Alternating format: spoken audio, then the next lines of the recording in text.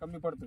त्याच्यामुळे 1.5 महिना लागवड अगोदर झाल्यामुळे त्या पाण्याची बचत झाली. नंतरचा 1 महिना म्हणजे शेवट पाणी पुरत नसल्यामुळे लवकर म्हणजे उत्पन्न येणार. या चाऱ्याचा काय फायदा होईल असं वाटतं? चाऱ्याचं 100% खत बांधणार, म्हणजे आता पूर्ण 1.5 महिन्यात कुजलेला आहे चारा. आता ह्या ठिकाणी ह्या शेतकऱ्यानं चाऱ्याचं आच्छादन केलंय. याच्यामुळं हे आता लोक सरडाय का, आणि याच्यामुळं पाणी कमी लागतंय. आणि पाणी कमी लागल्यामुळं आपल्याला जे पाण्याचं आपल्या गावालाच पूर्ण गावालाच पाणी कमी पडतं. तर हे 1.5 महिना याला मक्काला झाला, आणि अजून याला 2 महिने पाणी लागणार. म्हणजे आता चालू आहे नोव्हेंबर आणि डिसेंबर, 10 जानेवारीला याचं पाणी बंद होईल. आणि आपलं 15 जानेवारी नंतरच पाणी कमी पडलं, तो फायदा झाला. आणि ह्या आच्छादनाचं आपलं जे कडबा हा बाहेर नेऊन पेटून देतो आपण. तर तुम्ही ह्या जमिनीत ठेवल्यामुळं याच्यात एकदा जीवाणू तयार होते आणि गांडोळाची संख्या वाढते आणि आपल्याला पाणी कमी लागतं.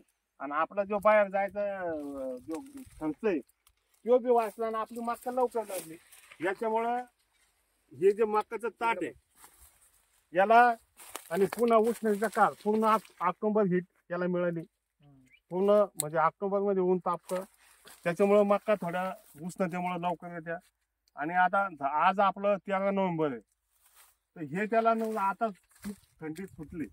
तर हे सगळे 40-45 दिवस मिळाल्यामुळं याची ताटाची साईज बघा. या आच्छादनामुळं याच्यामुळं ताटाचं अंतर आणि याची जाडी बघू शकता, याची जाडी बघू शकता. हे आच्छादनामुळं आणि लवकर लागवडी केल्यामुळं उष्णतेच्या काळ याला भेटल्यामुळं याचा हा फायदा झाला. याला खत बी कमी लागणार. आता भविष्यात पुढच्या वर्षी जर तुम्हाला पीक घ्यायचं, समजा कापूस घ्यायचे, तूर घ्यायचे, सोयाबीन घ्यायचं, तर हे याचं खत हे याला पाण्यात बचत झालीच झाली. पण पुढच्या वर्षीचं जे पीक घ्यायचं आपल्याला, म्हणजे उदाहरणार्थ कोणतं घ्या, कापूस, सोयाबीन, मक्का, तर हे याचं किती मोठं शेणखताचं आपण जे एकरी 3-4 टायले टाकतो, तर ऑटोमॅटिकली आपल्याला हे फुकटचं भेटलं. याच्यामुळे आपलं उत्पन्न वाढणार आहे. असंच बरं, तू आता लोक काही शेतकरी आले का, पाहिलं काय ना, काय म्हणणार ते? बरेच शेतकरी आले, सगळ्यांना चांगलं वाटलं. आणि आता ते आपलं बघून बी निश्चित करतील असं 2-4 जण म्हटले. असं का नाही, अजून आपलं काही शेतकऱ्यांनी केलेलं आपल्या गावामध्ये. तर ते आता ज्ञानेश्वर देशमुख आहे, अमोल आप्पासाहेब आहे, संतोष प्रभाकर पिंपळे आहे, अजून काही शेतकरी आहे. आणि माझे स्वतःची पण माझं सोयाबीनचं शेत आहे, त्याच्यामुळे त्याच्यात काढबा नाही. पण या बाकीच्या शेतकऱ्यांनी केलं आणि आपल्या गावात एक चर्चा सुरू झाली की बा यासारख्या पद्धतीनं आणि एकनाचा चांगला त्याच्यात ठेवला, त्याच्यामुळे एकनाची मक्का चांगली असे गुपचूप लोक पाहून जाऊ राहिले, तुला माहित पण नाही ते. हे पण चांगली गोष्ट केली, असे सगळ्यांनी करावं अशी अपेक्षा आहे.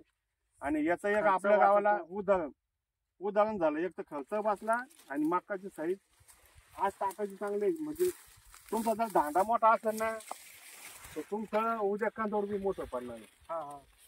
तर किती मोठा फायदा झाला. तर गावकरी मंडळींनी जे जे मक्का लावतात किंवा आपले पाहुणे रावळे, आपण बी त्याचा थोडा पाकचार करायला पाहिजे आणि सांगितलं पाहिजे. कधी कधी काय होतं, आपले शेतकरी चांगले बी झालं दुसऱ्याला सांगत नाही. बरोबर. तर आपण शेजाऱ्याला सांगितलं पाहिजे, आपल्या दोस्त मित्राला सांगितलं पाहिजे, पाहुण्या रावळ्याला सांगितलं पाहिजे.